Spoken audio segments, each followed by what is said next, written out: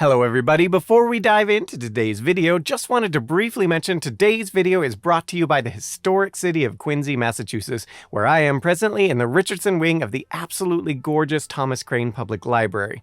The city is home to the Adams National Historic Park, which preserves the home of Presidents John Adams and John Quincy Adams, two of America's founding fathers, and both of whom were pivotal to an insane number of elements of the United States' rise and development, as well as were a part of some rather interesting and oft-forgotten stories along the way, such as that time Ben Franklin and John Adams slept together and the hilarity that ensued. In Quincy, you can explore the birthplace of these iconic individuals and walk the same halls that they once did, immersing yourself in the beginnings of the United States. But Quincy isn't all about the past. It's a city that beautifully blends history and present-day adventures and experiences, from the iconic USS Salem to the stunning views of the Blue Hills and architectural elegance of the old City Hall and this very Thomas Crane Library. There's something here for everyone. And let's not forget the Epicurean delight that is Quincy's food scene, with an array of global and local flavors. It's a culinary journey that you can't miss. To discover more about what Quincy has in store for you, check out discoverquincy.com. It's time to step into history and create some unforgettable memories. Now let's get into today's video. I think I have every day less ambition than the former to pursue a political career. In my profession, I trudge along without eminence and without total idleness. I see very few things in this life beyond the wants of nature that I desire, and whether it be philosophy or insensibility, I find myself contented with my state as it is. These are the words of a 27-year-old future world changer, John Quincy Adams, written to his father on May the 26th, 1794. It was at this stage that, for the first time in his life, the junior Adams had finally, barely, achieved financial independence from his parents. But while this had for years been one of his principal goals, this was a man who was taught from childhood that his life was to be used in the service of his nation, meticulously trained to be one of the preeminent men of his era, and then with his parents tripling down on all of it by continually drilling into him that anything less from him would be considered a failure. Nevertheless, after years of struggle to try to make something of himself, and at best simply having managed to be able to support himself without the help of his parents, John Quincy Adams was close to resigning himself that the expectations for greatness put upon him would never come to pass. Now, as you might imagine, his parents did not particularly appreciate the apathy, with only a month before, in response to a similar musing, John Adams more or less verbally slapping his son upside the head, writing, "The mediocrity of fortune that you profess or affect ought not to content you. You come into life with advantages which will disgrace you if your success is mediocre.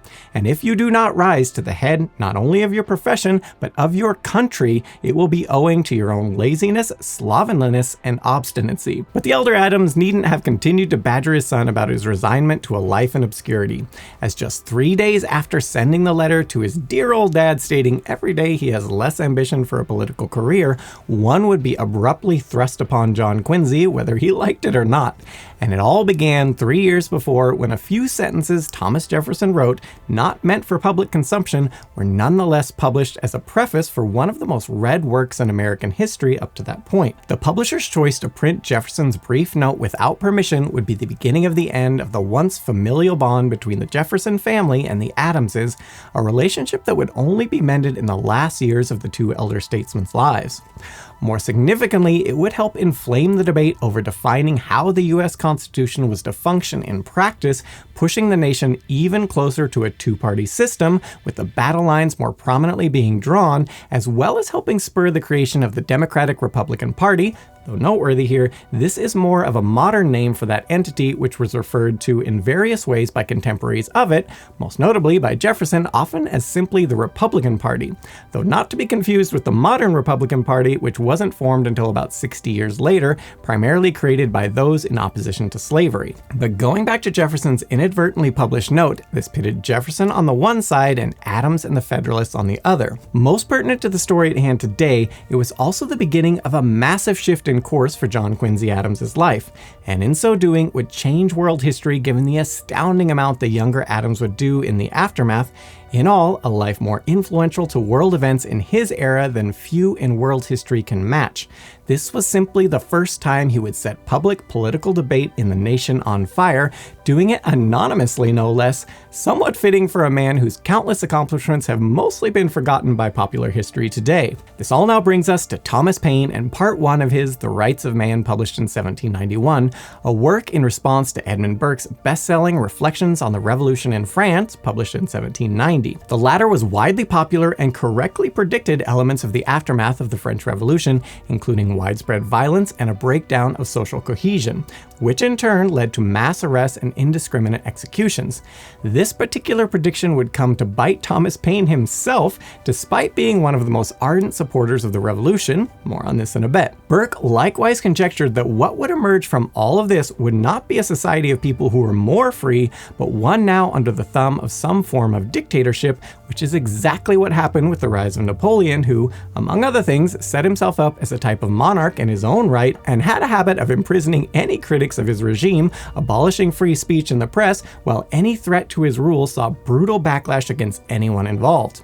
As Burke sums up, France has bought undisguised calamities at a higher price than any nation has purchased the most unequivocal blessings. France has bought poverty by crime. France hasn't sacrificed her virtue to her interests, but abandoned her interests so that she might prostitute her virtue. This was unnatural. What followed is not. They have found their punishment in their success. Laws overturned, tribunals subverted, industry without vigor, commerce expiring, taxes unpaid, yet the people impoverished, a church pillaged, and a state not relieved. Civil and military anarchy made the constitution of the kingdom, everything human and divine sacrificed to the idol of public credit, with national bankruptcy as the consequence. Were all these dreadful things necessary? Were they the inevitable result of the desperate struggle of determined patriots, compelled to wade through blood and tumult to the quiet shore of quiet and prosperous liberty? No. Nothing like it. The fresh ruins of France, which shock our feelings wherever we can turn our eyes, are not the devastation of civil war, they are the sad but instructive monuments of rash and ignorant thinking. And as for the French National Assembly and the revolutionaries who formed it, he writes, their cruelty has not even been the morally low result of fear. It has been the effect of their sense of perfect safety in authorizing treasons, robberies, rapes, assassinations, slaughters, and burnings throughout their harassed lands. But the cause of it all was plain from the beginning. It is beyond a doubt that under the terror of the bayonet and the lamppost and the torch to their houses, they are obliged to adopt all the crude and desperate measures suggested by clubs composed of monstrous jumble of people. Liberty is always to be estimated perfect as ownership is made insecure. Amidst assassination, massacre, and confiscation, perpetuated or mediated, they are forming plans for the good order of future society, embracing in their arms the carcasses of base criminals and promoting their relatives to the title of their offenses. They force hundreds of virtuous persons to survive by beggary or by crime. Contrasting this with the glorious revolution of 1688 in Britain, where instead of tearing everything that came before down, the revolutionaries preserved most of the existing laws and simply sought to improve upon them, allowing for a more stable transition to a better society. This was not too dissimilar to what the United States did in their own revolution, and is arguably why it did not devolve into the bloodbath and the military dictatorship that so often follows armed revolutions. More on this in a bit. In contrast to Burke, Paine argued in strong support of the French Revolution and its new constitution and National Assembly and revolutions in general, arguing very questionably that Britain had no real constitution and that the form of government that the French National Assembly was creating was vastly superior to that in Britain. And finally, that this fact should cause the British people to overthrow their government in favor of mimicking what was being created in France. More philosophically, he argued when leadership ceases to protect certain inherent rights of man that exist not always in law, but always in nature, in his opinion, the people should rebel. And on that note, that it was incorrect to state that governments granted rights, elaborating, it is a perversion of terms to say that a charter gives rights. It operates by a contrary effect, that of taking rights away. Rights are inherently in all the inhabitants, but charters, by annulling those rights in the majority, leave the right, by exclusion, in the hands of a few. They consequently are instruments of injustice. The fact, therefore, must be that the individuals themselves, each in his own personal and sovereign right, entered into a contract with each other to produce a government, and this is the only mode in which governments have a right to arise, and the only principle on which they have a right to exist. Beyond the philosophical part 2 of his Rights of Man, published published in 1792, proposed a variety of practical things Paine thought governments should institute, including universal welfare, both in funding widespread education as well as regular payments to anyone who was poor, particularly focusing on the elderly and youths, who he correctly noted were both the most likely to be poor and also the most likely to not have it within their means to do much of anything about it, or, in the case of children, without abandoning their education to go to work. This was something he felt was a net negative society in the long term. Thus, he says, by adopting this method, not only the poverty of the parents will be relieved, but ignorance will be banished from the rising generation, and the number of poor will hereafter become less because their abilities, by the aid of education, will be greater. As for funding such welfare programs, he felt this could be accomplished by things like reducing military expenditures as well as raising taxes on land and the wealthy, stating, "Is it then better that the lives of 140,000 aged persons be rendered comfortable, or that $1 million a year of public money be expended on any one individual, and him often the most worthless or insignificant character?" Needless to say, both Burke and Paine made some good points in their respective works, though particularly when talking part 1 of Paine's Rights of Man, history would seem to prove Burke, not Paine, had the most accurate assessment of the real state of things. This showed a tendency John Adams would years before ascribe to Paine of a much greater ability to create compelling arguments to tear down a system than propose good ideas to build one up. As for Paine, he was a relatively uneducated British citizen who'd left grammar school at the age of 12 to apprentice to his father, and at 20 became a privateer. He would later work a variety of professions, including tax collector, but it was to all come crashing down in short order when he lost his job at the excise office, with simultaneously his second marriage also on the fritz, and on top of that, deeply in debt, forcing him to sell most all his possessions to pay his debtors. And by the way, if you're wondering what happened to his first marriage, his wife and baby died in childbirth. Rock, meet bottom. But Paine had an ace up his sleeve, a chance meeting with none other than Ben Franklin, with Franklin ultimately impressed by him and giving him a note of recommendation stating, "The bearer, Mr. Thomas Paine, is very well recommended to me as an ingenious, worthy young man." Thus, now 37, unemployed and broke, but note from Franklin in hand, he left it all behind and set sail for the American colonies, arriving in December of 1774, though in the interim having contracted typhus and upon arrival to the colonies was too weak to depart the ship and had to be carried off. Luckily for him, Franklin's personal physician was there to help and attended Paine upon his arrival, over the course of the next 6 weeks, nursing him back to health. Almost immediately after recovering, in March of 1775, he took up the position of editor for the Pennsylvania Magazine, flexing his early writing prowess in the process, and just 10 months later would be vaulted to international fame with his January 10th, 1776 work, Common Sense, originally published with the authorship simply listed as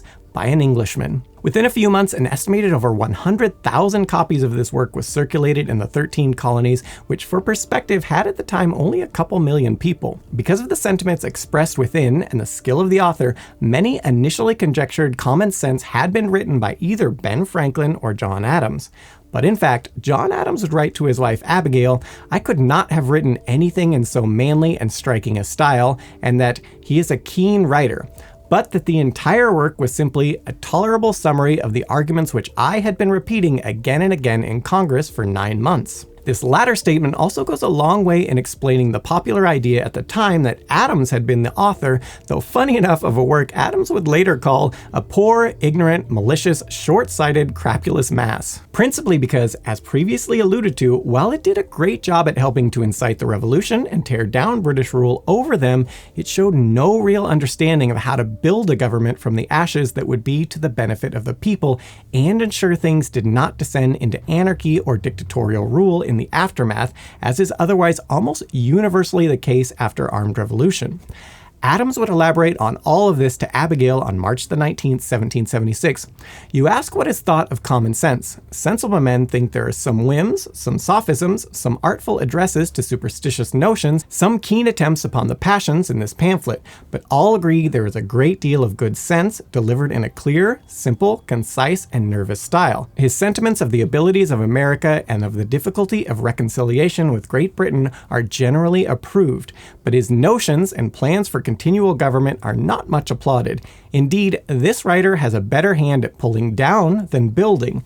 This writer seems to have very inadequate ideas of what is proper and necessary to be done in order to form constitutions for single colonies, as well as a great model of union for the whole. Getting his mental energies flowing, within a month, Adams would rectify the issues he saw with common sense in his famed Thoughts on Government essay, which heavily influenced several state constitutions, including Virginia, New York, and of course, Massachusetts, with John Adams himself authoring the Constitution for that state, by the way, still the oldest codified constitution still functioning today, which all in turn likewise influenced the second oldest codified constitution still functioning today in the US Constitution. A half philosophical and half practical document, Adams begins his thoughts on government. We ought to consider what is the end of government before we determine which is the best form. Upon this point, all speculative politicians will agree that the happiness of society is the end of government, as all divines and moral philosophers will agree that the happiness of the individual is the end of man. From this principle, it will follow that the form of government which communicates ease, comfort, security, or in one word, happiness to the greatest number of persons and in the greatest degree is the best.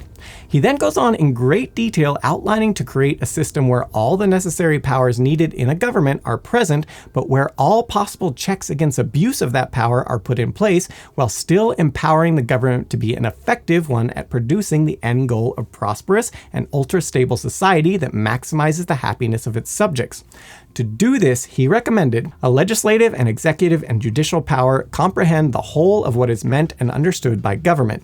It is by balancing each of these powers against the other two that the effort in human nature towards tyranny can alone be checked and restrained and any degree of freedom preserved in the Constitution. As for the judicial branch, he notes, the dignity and stability of government and all its branches, the morals of the people, and every blessing of society depend so much upon an upright and skillful administration of justice that the judicial power ought to be distinct from both the legislative and executive and independent upon both, that so it may be a check upon both, as both should be checks upon that.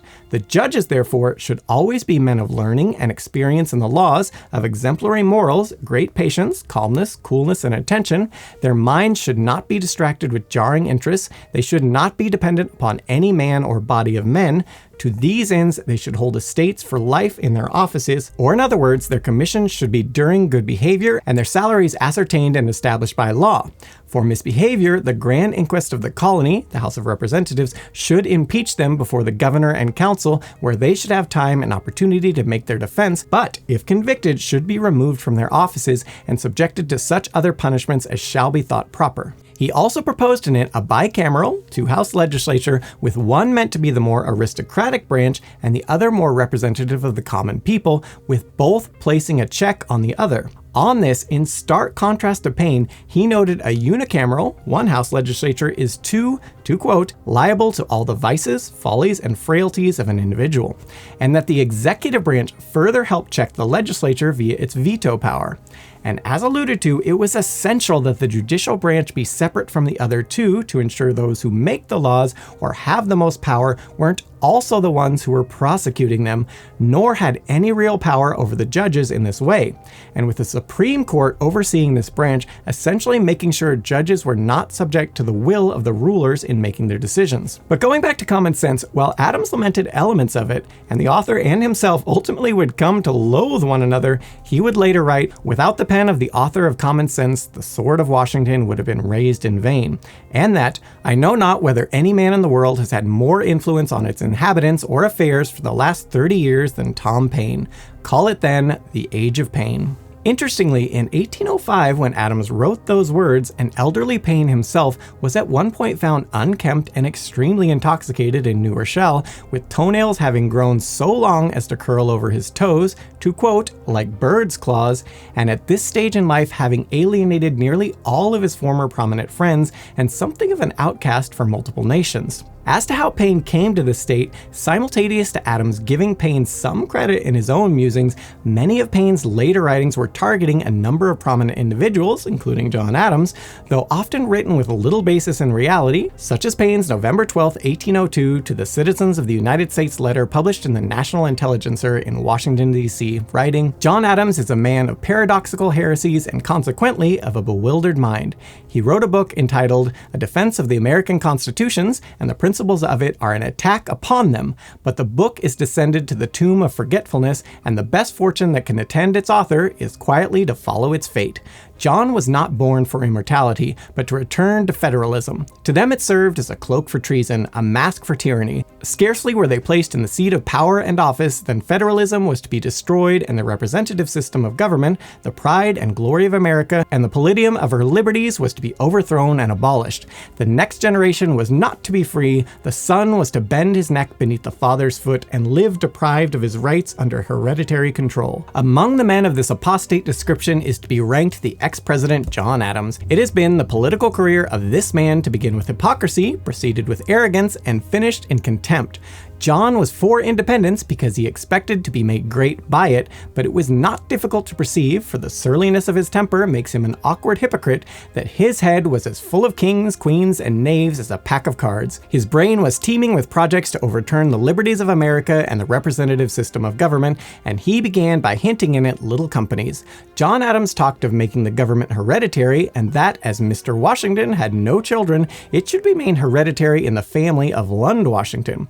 John had no impudence enough to propose himself in this first instance, as the old French Normandy baron did, who offered to come over to be King of America, and if Congress did not accept his offer, that they would give him £30,000 for the generosity of it.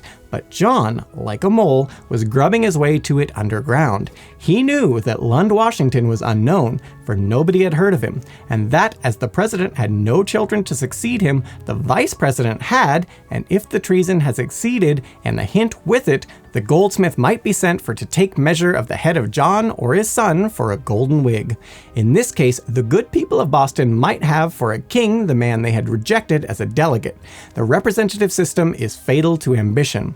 Knowing as I do the consummate vanity of John Adams and the shallowness of his judgment, I can easily picture to myself that when he arrived at the federal city, he was strutting in the pomp of his imagination before the presidential house, or in the audience hall, and exulting in the language of Nebuchadnezzar. Is not this great Babylon that I have built for the honor of my majesty? But in the unfortunate hour, or soon after, John, like Nebuchadnezzar, was driven from among men and fled with the speed of a post-horse. Adams, Hamilton, Washington, the list goes on and on and on, with Paine writing letter after letter denouncing them all as, essentially, traitors to the nation and liberty. Little wonder so many of his former friends and fellow founding fathers and their supporters would quickly begin to distance themselves at this stage in life from Paine. Nevertheless, common sense was, for a time, perhaps second only to the Bible in widely read works in the future United States, as Adams had noted, helping to spur the populace of the colonies to revolution. Paine followed common sense up with The American Crisis, a series of essays published in the early going of the Revolution meant to help keep the populace focused on the cause despite how hopeless things looked at this point, beginning with arguably one of the most recognizable introductions in any written work in history. These are the times that try men's souls. The summer soldier and the sunshine patriot will, in this crisis, shrink from the service of his country, but he that stands it now deserves the love and thanks of man and woman. And that tyranny, like hell, is not easily conquered, yet we have this consolation with us, that the harder the conflict, the more glorious the triumph.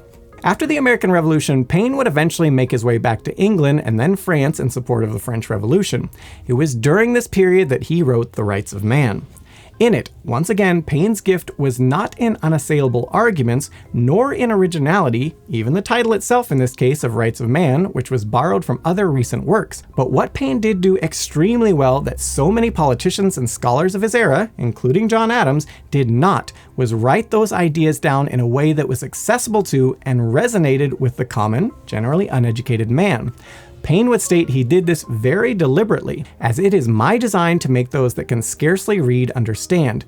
It shall therefore avoid every literary ornament and put it in a language as plain as the alphabet. In stark contrast, John Adams, as well as his wife Abigail by the way, never saw a literary ornament or reference to some classical precept or individual that they did not figure out a way to work into their writings, leading to even the most astute of researchers today to have to reach for Google frequently to untangle what they were referencing in some points. The Rights of Man, while highly flawed in a number of points, particularly part 1, was simply a continuation of Paine's talent for writing for the common man, with over 50,000 copies of the original pamphlet in circulation within a few months after its publication, and allegedly thought to have closed in on in the ballpark of 1 million copies sold by the end of the century, continuing Paine's string of bestsellers. Unfortunately for him, his best-selling work in support of the revolution did not stop the revolutionaries from arresting and imprisoning him in France.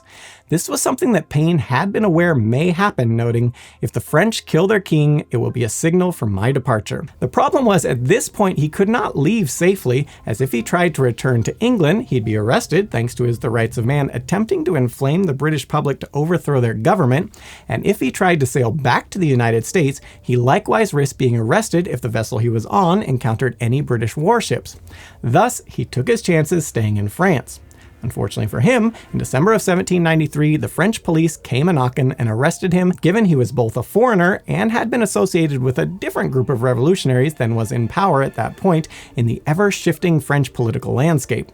As Burke had predicted, this wasn't exactly a safe environment for the liberty of such individuals, where any perceived differing in political opinion or having any enemies in those in power was a great way to get your head lopped off. Thus, Paine was placed in a small cell where he sat and otherwise watched over 1,000 of his fellow inmates carted off to be executed. During it all, he attempted to get the US government to secure his release, but Washington and his administration failed to intervene, prompting Paine to lash out to future President James Monroe, then minister in France at the time, "I should be tempted to curse the day I knew America. By contributing to her liberty, I have lost my own." As to why Washington did not step in to help an unjustly imprisoned United States citizen abroad, this is not fully clear today, but perhaps was because of his previous proclamation of neutrality, where he explicitly stated, "I do hereby also make known that whosoever of the citizens of the United States shall render himself liable to punishment or forfeiture under the law of nations by committing, aiding, or abetting hostilities against any of said powers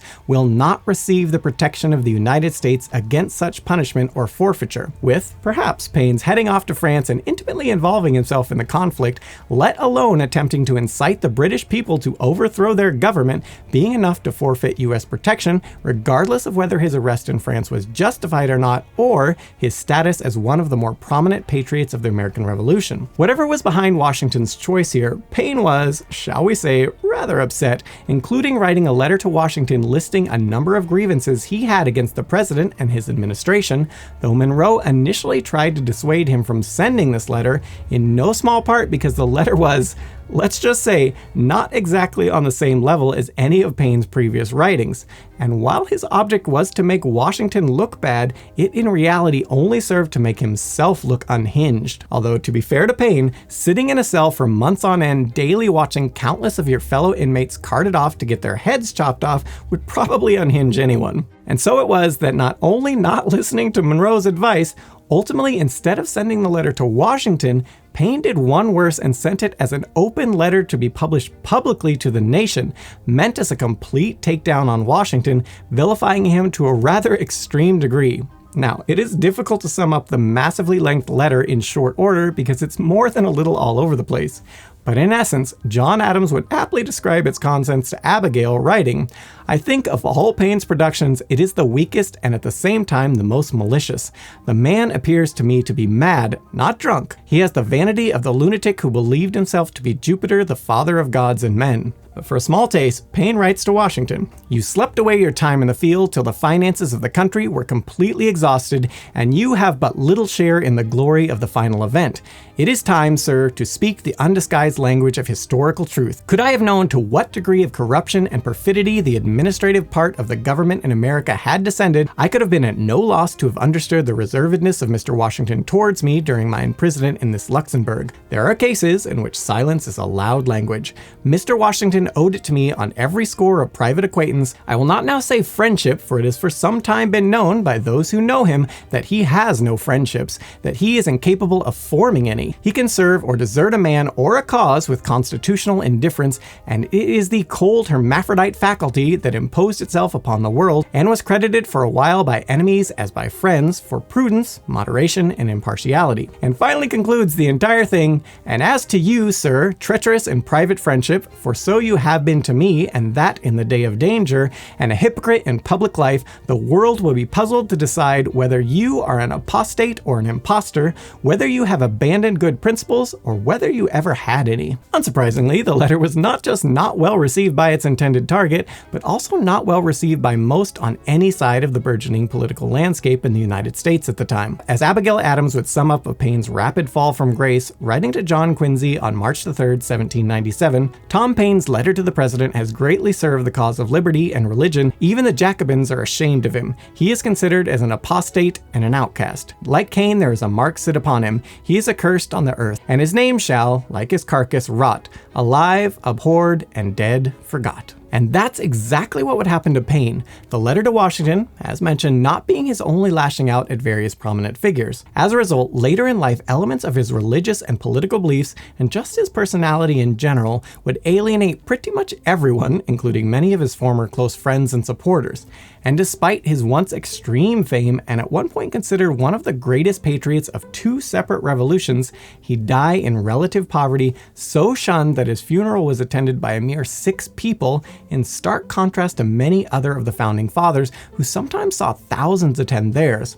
He would likewise be partially forgotten by popular history for decades after as a result. In the aftermath, the New York Evening Post would sum up of Paine's life: "He had lived long, did some good, and much harm." But upon Part 1 of the Rights of Man's arrival in America in 1791, Thomas Jefferson received a copy owned by the clerk of the House of Representatives, John Beckley, and after reading it, at the request of Beckley, sent it off to Philadelphia merchant Jonathan Bayard Smith, father of 19-year-old publisher Samuel Harrison Smith, who would ultimately reprint it within a week of receiving the copy. Critically, along with the pamphlet, Jefferson would also include a note to Jonathan Smith about his opinion of the work. As for the elder Smith, Jefferson would later claim both to Washington and to Adams that he was, to quote, "an utter stranger to J.B. Smith, both by sight and character." Yet fascinatingly in this tale, and seemingly one of many possible either exaggerations or outright lies in this affair by Jefferson, not only was Smith a prominent and well-known merchant, but he and Jefferson were both members of the American Philosophical Society, with at least one then recent meeting around this time, the minutes of that society showing that both Jefferson and Smith were present, leading some to speculate Jefferson in reality knew him, but perhaps simply didn't know him well. Why it mattered or not whether Jefferson knew Smith was that Jefferson would explain the only reason he included the note he did was because he was a stranger to Smith, writing to John Adams on July 17, 1791, "I had no acquaintance with Mr. Jonathan B. Smith. Propriety required that I should explain to him why I, a stranger to him, sent him the pamphlet. I accordingly wrote a note of compliment informing him that I did it at the desire of Mr. Beckley, and to take off a little of the dryness of the note, I added that I was glad it was to be reprinted here, and that something was to be publicly said against the political heresies which had sprung up among us," etc. Whatever the case there, as Jefferson alludes to, the part of the note that caused all the controversy was where he wrote, "I am extremely pleased to find it will be reprinted here, and that something is at length to be publicly said against the political heresies which have sprung up among us. I have no doubt our citizens will rally a second time around the standard of common sense." Naturally, such an endorsement of the work from none other than the United States Secretary of State and one of the more famous men of the Revolution, in Thomas Jefferson, was too good to pass up for the young Samuel Smith in his republishing of the Rights of Man. As a result, Smith inadvertently helped change the course of history when he included the following preface to the printing.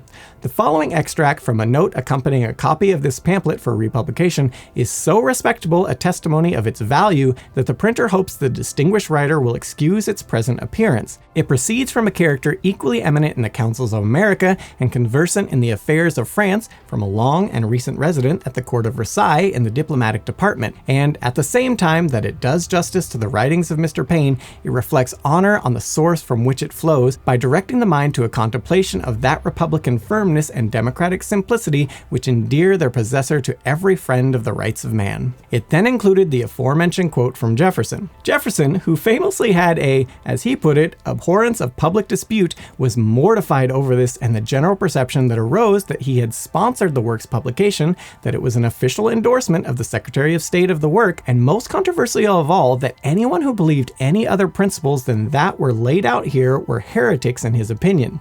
Jefferson immediately tried to repair the damage, giving an explanation to President George Washington, as well as more indirectly trying to explain himself to his longtime best friend and Vice President John Adams. As to why the latter explanation was needed, the heresies Jefferson had written there seemed to be, and indeed were interpreted as, an attack on Adams and his alleged, but not actual, advocating for a monarchy that had begun to spring up given his condemnation of elements of the French Revolution and his support of elements of the British Constitution and structure of government, which were partially used in the creation of the US Constitution, as previously mentioned in Adams' thoughts on government. The reality wasn't so much that Adams supported a monarchy. He didn't, and was one of the early advocating of throwing off that form of government in the United States. It was simply people exaggerating Adams's thoughts, or twisting his words, with regards to that he felt a representative government needed both a representative of the more affluent class as well as for the common man if it were to work from a practical standpoint. Without both, one side or the other would come to dominate the other, and the result would be the inevitable collapse of a stable, just government, as had happened countless times in history in such circumstances.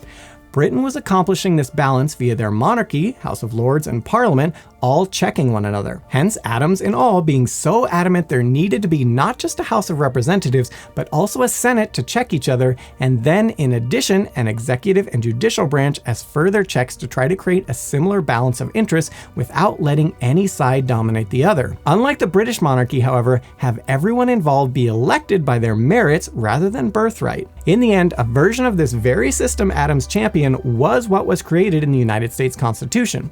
In short, not a monarchy at all, but you can see how his thoughts could be twisted towards making it seem like that's what he wanted. Nevertheless, this accusation of being a monarchist was something that from this point on, and you'll occasionally even read today by people who've clearly never read in depth what John Adams actually said, would dog both John Adams and his son, John Quincy, for the rest of their political careers, despite all evidence to the contrary with regards to both men.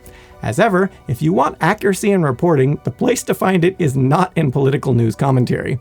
This was just as true then as it is today. But it was nonetheless a sentiment Jefferson himself would continue to put forth, writing much later in life on January 8, 1825, to one William Short, "Can anyone read Mr. Adams's defense of the American constitutions without seeing that he was a monarchist?" And John Quincy Adams, his son, was more complicit than the father in his answer to Paine's Rights of Man. Do go watch our video, The Key to Humans Humaning, for everything wrong with the first sentence Jefferson said there about Adams's defense of the American constitutions. But in any event, going back to 1791, trying to diffuse the controversy with one of his closest friends at this point in John Adams, Jefferson transmitted a message through then Secretary of War Henry Knox that perhaps the political heresies mentioned in the preface to the American edition of Paine's pamphlet, as coming from a more respected quarter, may occasion some uneasiness, but the author has assured me that the note he wrote to the printer never was intended for publication, but as a sort of apology for having detained the book, which was a borrowing one, longer than the impatient of the printer would admit. But if the idea was aimed at your doctrines, it ought not to create a moment's pain.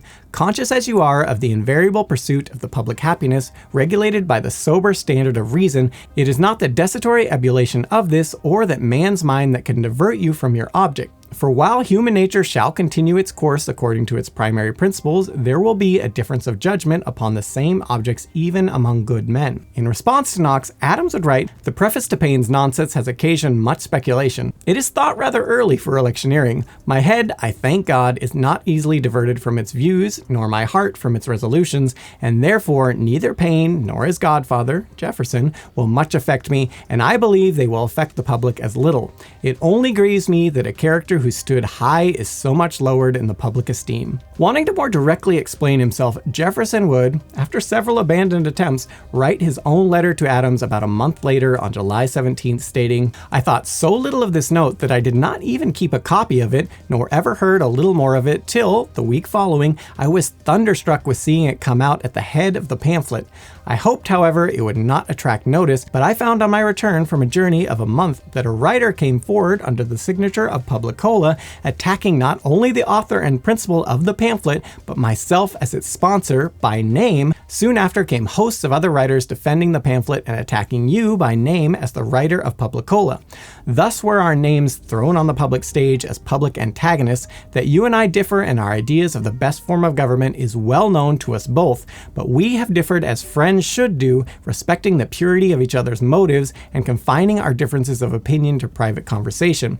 And I can declare with truth in the presence of the Almighty that nothing was further from my intention or expectation than to have had either my own or your name brought before the public on this occasion." Now, as for Adams' reply, he would write on July the 29th to Jefferson, "The misconduct of the person who committed the breach of your confidence by making it public, whatever were his intentions, has sown the seeds for more evils than he can ever atone for. The pamphlet with your name to so striking a recommendation of it was not only industriously propagated in New York and Boston, but that the recommendation might be known to everyone, was reprinted with great care to the newspapers, and was generally considered as a direct and open personal attack upon me by countenancing the false interpretation of my writings as favoring the introduction of a hereditary monarchy and aristocracy in this country. The question everywhere was what heresies are intended by the Secretary of State. The answer in the newspaper was the vice president's notions of a limited monarchy and hereditary government of king and lords with only elected commons. These things were all accompanied with the most marked neglect towards me, and altogether operated as an hue and cry to all my enemies and rivals, to the old constitutional faction of Pennsylvania in concert with the late insurgents of Massachusetts, both of whom considered my writings as the cause of their overthrow, to hunt me down like a hare if they could. In this state of things, Publicola, who I suppose thought that Mr. Paine's pamphlet was made use of as an instrument to destroy a man for whom he had a regard, whom he thought innocent and in the present moment of some importance to the public, came forward. As to this mysterious Publicola, who many at this point seemed to think was Adams himself, and who Jefferson had implied was the true cause of all the hoopla and the aftermath, Adams would state, "You declare very explicitly that you never did, by yourself or by any other, have a sentence of yours inserted in a newspaper without your name to it, and I, with equal frankness, declare that I never did, either by myself or by any other, have a sentence of mine inserted in any newspaper since I left Philadelphia. I neither wrote nor corrected Publicola. The writer in the composition of his pieces followed his own judgment, information, and discretion without any assistance from me." More on Publicola in a bit, but for now, Adams goes on. "You observe that you and I differ in our ideas of the best end form of government is well known to us both. But my dear sir, you will give me leave to say that I do not know this. I know not what your idea is of the best form of government. You and I have never had a serious conversation together that I can recollect concerning the nature of government. The very transient hints that have ever passed between us have been jocular and superficial, without ever coming to any explanation. If you suppose that I have, or ever had, a design or desire of attempting to introduce a government of king, lords, and commons, in other words, a hereditary executive or a hereditary senate, either into the government of the United States or that of an individual state in this country, you are wholly mistaken. There is not such a thought expressed or intimated in any public writing or private letter of mine, and I may safely challenge all mankind to produce such a passage and quote the chapter and verse. If you have ever put such a construction on anything of mine, I beg you would mention it to me, and I will undertake to convince you that it has no such meaning. Upon this occasion, I will venture to say that my unpolished writings, although they have been read by a sufficient number of persons to have assisted in crushing the insurrection of the Massachusetts, the formation of the new Constitution of Pennsylvania, Georgia, and South Carolina, and in procuring the assent of all the states to the new national constitution, yet they have not been read by great numbers. Of the few who have taken the pains to read them, some have misunderstood them, and others have willfully misrepresented them, and these misunderstandings misunderstandings and misrepresentations have been made the pretense for overwhelming me with floods of whirlwinds of tempestuous abuse, unexampled in the history of this country. And note, as someone who has read many of Adams's works and writings on all of this, he is very accurately representing himself, and many of the things he did write being taken out of context and misrepresented, as previously alluded to. But to be fair, his writing style didn't exactly help himself out here. You needed to be a deep scholar to really keep up with a lot of what he was trying to say, and his verbiage at times didn't help either. So easy enough to take a quote or two out of context and blow it out of proportion. Let alone, many at the time felt condemnation of the French Revolution or praise of the British government on any level was tantamount to being a monarchist, despite the fact that much of the US Constitution and system of laws was based on the British system, yet explicitly leaving out the monarchy, and the French Revolution had devolved into a relative level of anarchy and a relatively unstable system. As for why the widespread attacks on himself at this point, Adams felt, "It is thought by some that Mr. Hancock's friends are preparing the way by my destruction for his election to the place of vice president. I must own to you that the daring traits of ambition and intrigue, and those unbridled rivalries which have already appeared, are the most melancholy and alarming symptoms that I have ever seen in this country, and if they are to be encouraged to proceed in their course, the sooner I am relieved from the competition, the happier I shall be." He finally concludes, accepting the mending of their friendship. "I thank you, sir, very sincerely for writing to me upon this occasion. It was high time that you and I should come to an explanation with each other. The friendship which has subsisted for 15 years between us without the smallest interruption, and until this occasion without the slightest suspicion, ever has been and still is very dear to my heart. There is no office which I could not resign rather than give a just occasion for one friend to forsake me. Your motives for writing me, I have not a doubt, were the most pure and the most friendly, and I have no suspicion that you will not receive this explanation from me in the same candid light. I thank you, sir, beg leave to present you with the friendly compliments of Mrs. Adams, as well as the repeated assurances of the friendship, esteem, and respect." That said, while their friendship would briefly withstand this first great strain, it would not last, proving true what Jefferson had written to George Washington some 7 years before on April 16, 1784, "The way to make friends quarrel is to put them in disputation under the public eye. An experience of near 20 years has taught me that few friendships stand this test, and that public assemblies, where everyone is free to act and speak, are the most powerful looseners of the bands of private friendship." This all now brings us to John Adams' own personal knight in shining armor, the aforementioned Publicola, who was, indeed, not John Adams, nor, as Adams had stated, had the real Publicola sought his opinion or consulted him on anything he wrote. Rather, unbeknownst to most of the nation for some time, the actual man behind Publicola was none other than the about to turn 25-year-old John Quincy Adams. While the junior Adams had once greatly admired Jefferson above almost all others, even at one point with Jefferson referred to by his parents as something of another father to John Quincy, he would not idly sit by and allow his actual father to be attacked in such a manner on the national stage, especially given the fundamental flaws he perceived in that attack and the rights of man itself. And so it was that the struggling young lawyer, but with one of the most highly trained and brilliant minds of his era, got to work writing a series of 11 essays, sometimes all combined, titled An Answer to Paine's Rights of Man, under the pseudonym Publicola. Note here, this was once again in response to part 1 of the Rights of Man concerning Paine's advocating for the superiority of the new French Constitution over the British Constitution, which Paine conjectured the latter did not actually exist. Part 2, where Paine suggests that various practical measures like universal welfare and mass education would not be published for another year after this. But in any event, in those essays, Publicola, among other things, argued that any revolution needed extreme justification before being undertaken, and attacked various elements of the rights of man, particularly things like encouragement of revolution in Britain, given, as John Quincy would point out, many of the rights Paine was advocating for were already protected under British law and the British Constitution, which did, in fact, exist regardless of what Paine said. As John Quincy, as Publicola, would elaborate, "A constitution, says Mr. Paine, is not a thing in name only, but in fact. It has not an ideal, but a real existence, and wherever it cannot be produced in a visible form, there is none." From the tenor of his argument, it should seem that he has only the American Constitution in his mind, for, accepting them, I believe he would not find in all history a government which will come within this definition. And of course, there never was a people that had a constitution previous to the year 1776.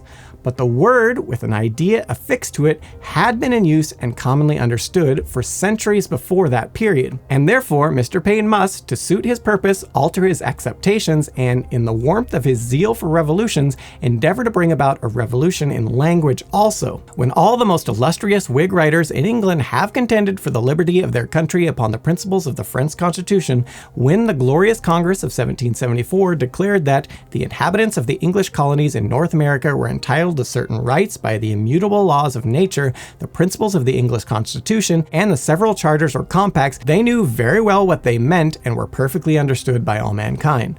When the American states, by their constitutions, expressly adopt the whole body of the common law, so far as it was applicable to their respective situations, did they adopt nothing at all, because the law cannot be produced in a visible form? No, sir. The constitution of a country is not the paper or parchment upon which the compact is written. It is the system of fundamental laws by which the people have consented to be governed, which is always supposed to be impressed upon the mind of every individual, and of which the written or printed copies are nothing more than the evidence. In this sense, sir, the British nation have a constitution which was for many years the admiration of the world. The people of America, with very good reason, have renounced some of its deficits and infirmities, but in defense of some of its principles, they have fought and conquered. It is composed of a venerable system of unwritten or customary laws, handed down from time immemorial and sanctioned by the accumulated experience of ages, and of a body of statutes enacted by an authority lawfully competent to that purpose.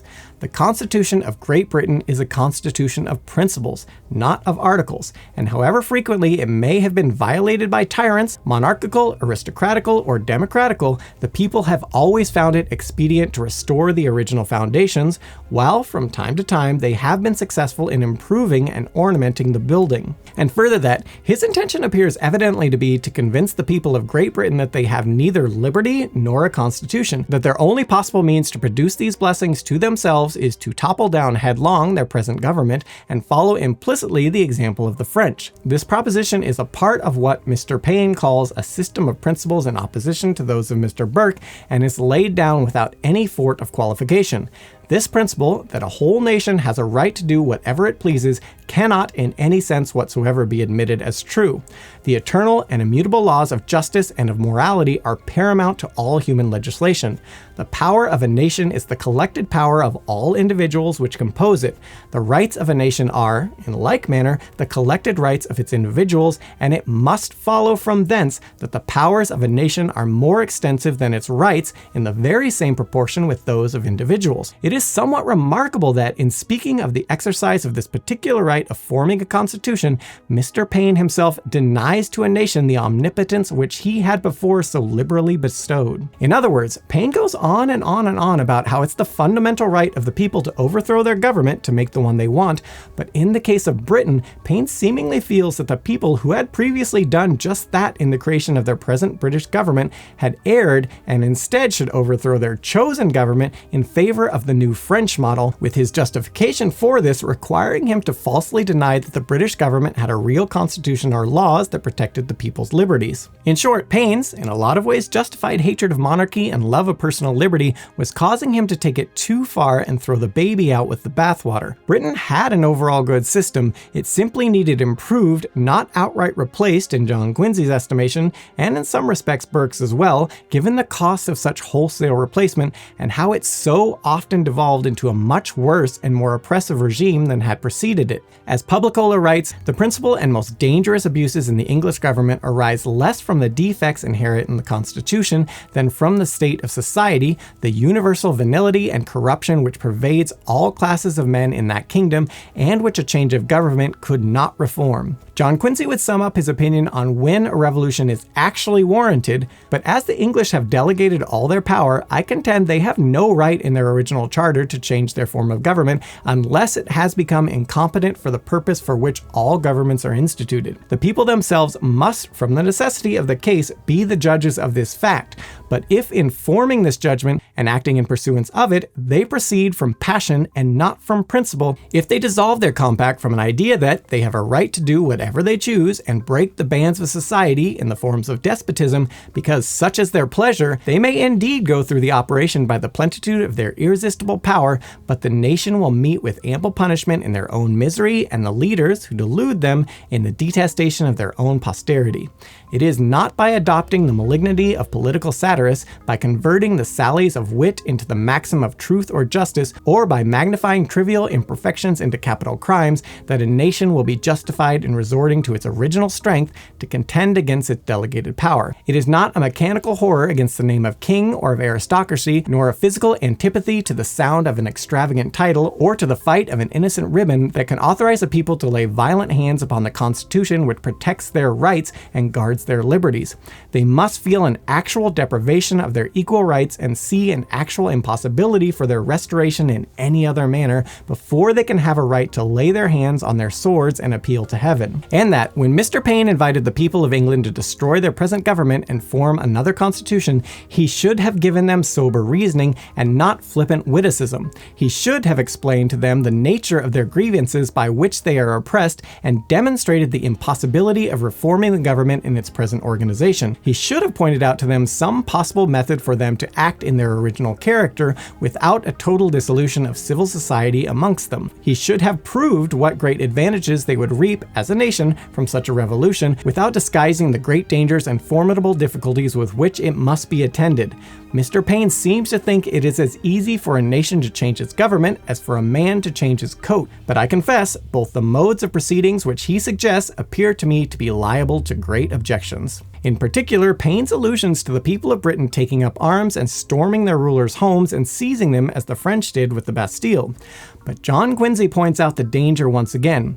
There are in all European countries, says Mr. Paine, a large class of people of that description which in England are called the mob. It was by the people of this description that the Bastille and Paris was destroyed, but the friend of humanity will be extremely cautious how he ventures to put in action a tremendous power which it is competent only to the purpose of destruction and totally incapable either to create or preserve. This class of men can be brought to act in concert upon no other principles than those of frantic enthusiasm and ungovernable fury. Their profound ignorance and deplorable credulity make them proper tools for any man who can inflame their passions or alarm their superstition, and as they have nothing to lose by the total dissolution of civil society, their rage may be easily directed against any victim which may be pointed out to them. They are altogether incapable of forming a rational judgment, either upon the principles or the motives of their own conduct. But sir, when they are once put in motion, they soon get beyond all restraint and control.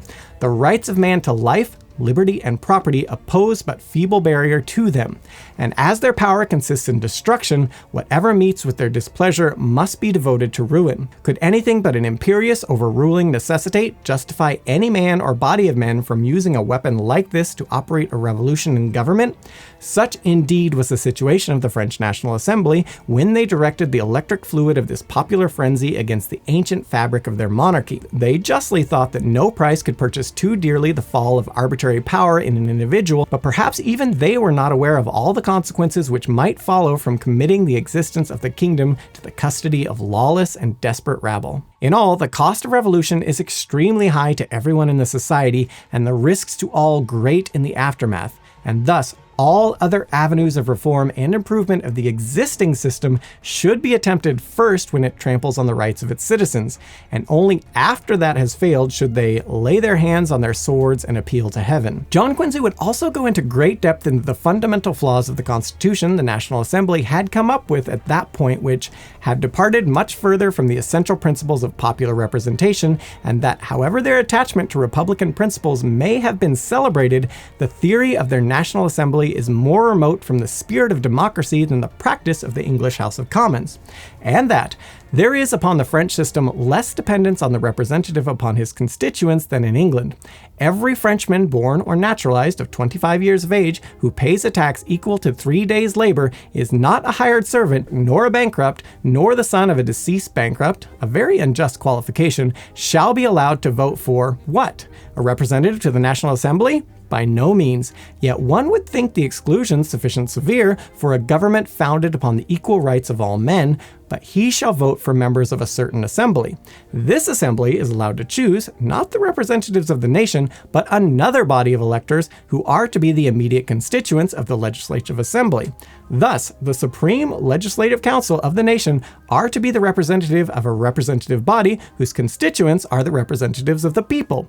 And at every stage of this complicated representation, the free citizens of the state are excluded from their natural rights by additional qualifications in point of property. Yet this is the system which we are told is to abolish aristocracy? In short, the French could call themselves a republic all they wanted, but the British system, in truth, held far more republican ideals in practice, not to mention did a better job of protecting its citizens' rights and liberties than the post-revolutionary French government was doing.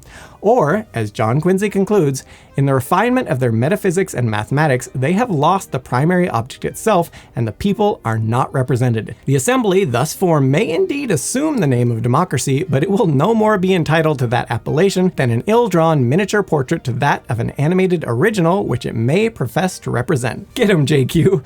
Dear Lord, how are you only 25 when you wrote all this? A portent of things to come in his career, ultimately perfected in his many years-long fight against slavery in Congress and his many wordsmith mic drop moments that ensued. But with this first foray into shifting national politics, all of this was also simply a vehicle to defend the US Constitution, his father, and go after the man who had besmirched his father's good name in the second Thomas involved here in Jefferson. Indeed, at the very start of his first essay, beyond paying his respect to Paine and Jefferson and their devotion to liberty, Publicola would jump right into addressing Jefferson, writing, "I am somewhat at a loss to determine what this very respectable gentleman means by political heresies.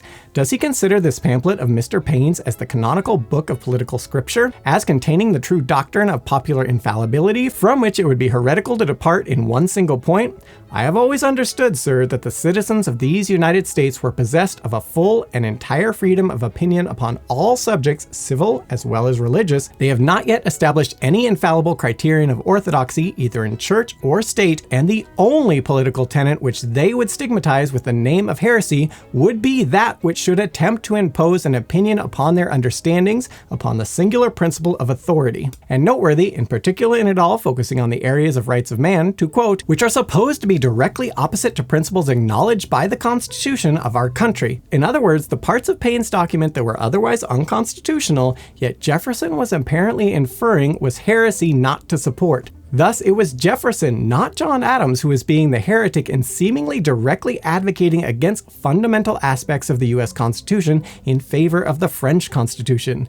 Yet the very man who had championed the United States Constitution in John Adams was being called the heretic. John Quincy, as Publicola, would otherwise sum up that in his opinion, the Constitution of the United States appears to me to unite all the advantages both of the French and of the English, while it has avoided the evils of both. By that Constitution, the people have delegated the power of alteration by vesting it in the Congress together with the state legislatures, while at the same time it is provided for alterations by the people themselves in their original character, whenever it shall evidently appear to be the wish of the people to make them. Going back to Adams and Jefferson's correspondence, unfortunately for Jefferson, he would not leave well enough alone with the former relative positive response from Adams and would double down on attacking Publicola, who we can only assume at this point he did not know was John Adams' own son, though we do know he'd at least heard rumors of this fact. But doubling down on blaming Publicola for the controversy, Jefferson wrote to Adams, "The importance which you still seem to allow to my note, and the effect you suppose it to have had, though unintentional in me, induce me to show you that it really had no effect. Paine's pamphlet with my note was published here about the second week in May. Not a word ever appeared in the public papers here on the subject for more than a month, and I am certain not a word on the subject would have ever been said had not a writer, under the name of Publicola, at length undertaken to attack Mr. Paine's principles, which were the principles of the citizens of the United States. Instantly, a host of writers attacked Publicola in support of those principles. He had thought proper to misconstrue a figurative expression in my note, and these writers so far noticed me as to place the expression in its true light. But this was only an incidental skirmish preliminary to the general engagement, and they would not have thought me worth naming had not he thought proper to bring me on the scene. His antagonist, very criminally in my opinion, presumed you to be Publicola, and on that presumption hazarded a personal attack on you. No person saw with more uneasiness than I did this unjustified assault, and more so when I saw it continued after the printer had declared you were not the author. But you will perceive from all of this, my dear sir, that my note contributed nothing to the production of these disagreeable pieces. As long as Paine's pamphlet stood on its own feet, and on my note, it was unnoticed. As soon as Publicola attacked Paine, swarms appeared in his defense.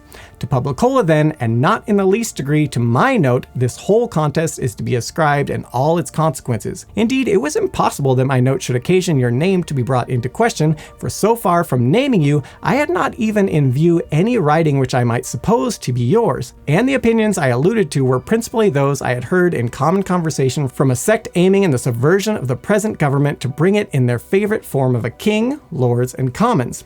The business is now over, and I hope its effects are over, and that our friendship will never be suffered to be committed whatever use others may think proper to make of our names. Unfortunately for Jefferson, most of what he just said was not true, and he surely must have known it. For example, Jefferson himself had previously told George Washington that he had indeed been thinking of Adams's discourses on Davila when he wrote about the heresies in the nation. Thus, the idea that I had not even in view any writing which I might suppose to be yours was very clearly false, and Adams presumably knew it. For reference, the discourses on Davila was a follow-up to Adams's previous defense of the American constitutions, and was a deep-think political work translating and analyzing various works and principles of government and history, in essence, as he summed up, looking at human nature, society, and universal history. This rather messy work was serialized and published anonymously in the United States in 1790 and 1791, though Adams, being the author, was otherwise well known. Needless to say, this obviously false explanation from Jefferson, which inexplicably made it John Adams's own son who was at fault here, didn't land with John Adams, and much like Washington himself with regards to Jefferson's initial explanation to Washington over the affair, the senior Adams simply chose not to reply to Jefferson this time. Naturally, through all of this, Jefferson as a defender of liberty and Adams as a defender of monarchy continued its prominent rise in the public consciousness, which would have ramifications on multiple presidential elections down the road. As a brief aside, beyond all the political ramifications to it all, from a personal standpoint, the issue also spurred Jefferson to become extremely paranoid about anything he wrote in letters getting published without his consent. For example, later in life, once they'd rekindled their friendship, Jefferson would write to Adams on June 1st, 1822, "I should wish never to put pen to paper, and the more because of the treacherous practice some people have of publishing one's letters without leave. Mansfield declared it a breach of trust and punishable at law. I think it should be a penitentiary felony." And in a letter to Nathaniel Macon about 7 months before this, writing, "I sometimes expressly desire that my letter may not be published, but this is so like requesting a man not to steal or cheat that I am ashamed of it after I have done it." Pertinent to the topic at hand, when at one point Jefferson's correspondence with Paine himself was suggested to be published, Jefferson replied, "No, my dear sir, not for this world. Into what a hornet's nest would it thrust my head?" Going back to Publicola, as mentioned, most initially assumed John Adams himself had written the essays. Indeed, in some of the reprintings of Publicola across the pond in Europe, the elder Adams was explicitly listed as the author, as noted by John Quincy's brother Charles in a letter Charles wrote to their father on May the 29th, 1793, where he also laments the devolving state of the revolution in France at the time. Publicola has been reprinted in Edinburgh and in London and in a European magazine. There is a contradiction of your being the author of those publications, as was indicated in the edition printed in Scotland. The reports of de Maurier's defection come from so many different quarters that we begin to give credit to them, nor do I think it so very extraordinary no man in his right senses could submit to be the instrument of so mad a faction as now seen to govern in France. We have in our papers this day a dialogue said to have passed between the general and the commissioners sent to carry him to Paris, in which de Maurier says, "Your convention consists of 300 fools governed by 400 rascals. They have formed a government infinitely more imbecile, dangerous, and destructive than the former. They will annihilate the nation." Noteworthy, in this same letter, Charles would inadvertently compliment his brother a second time, though he didn't know it yet, writing, "I am very much pleased with a writer with the signature of Marcellus. I have seen but one number reprinted in Fenno's Gazette, but his sentiments are perfectly coincident with those which I think every well-wisher to this country, every real American, ought to adopt." You see, not just Publicola, but Marcellus as well was none other than John Quincy Adams. In any event, the debate over whether the senior Adams had had anything to do with the essays would continue for some time, though some doubted he was the author, such as James Madison writing to Thomas Jefferson speculating on the matter on July 13th, 1791. There is more of method also in the arguments, and much less of clumsiness and heaviness in the style than characterize his, John Adams's, writings. And indeed, as someone who has read at this point many hundreds of pages of both men's writings, I can concur John Quincy Adams was a massively better writer than his father.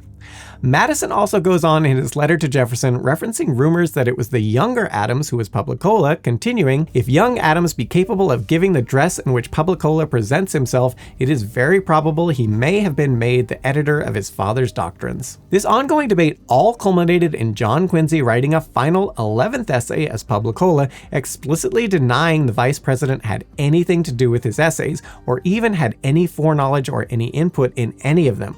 Further, much like John Adams had done in writing to Jefferson, Publicola would throw the gauntlet down to those who were accusing him or John Adams of being monarchists, asking anyone in support of Mr. Paine's infallibility to produce a single passage which has the most distant tendency to recommend either a monarchy or an aristocracy to the citizens of these states. While the challenge could not be answered, as Publicola had never advocated for such despite the accusations, nevertheless it did not really shift public sentiment on the matter amongst those who'd already decided their stance on it all, with newspapers on one side in support of Publicola and John Adams, and those on the other side steadfastly supporting Jefferson and Paine, well illustrated by the anti-federalist-leaning Brown's Federal Gazette editorial, which stated that a host of enlightened writers have arisen in every part of the United States to oppose the abominable heresies of Publicola. As for the 25-year-old John Quincy himself, essays written and father anonymously adequately defended, he went back to toiling away at trying to build a law practice he otherwise didn't seem to enjoy, but nonetheless deemed it a prudent profession for someone with his long-term goals, as illustrated in our previous video in this series, The Secretary, Great Expectations. But it was only the beginning. Publicola put him on the national radar, even if not everyone knew or believed who the author was. But it would be an entirely separate series of essays under an entirely different moniker that would solidify his rise and put him on the path to greatness that was expected of him. This one in defense of not his father, but of perhaps the man second only to his father in John Quincy's esteem, someone who the teenage Adams used to have a portrait of hanging in his bedroom and would further name his firstborn son after, George Washington. Stay tuned for the next video in this series for more on the fascinating saga and the rise of one of the greatest men in world history.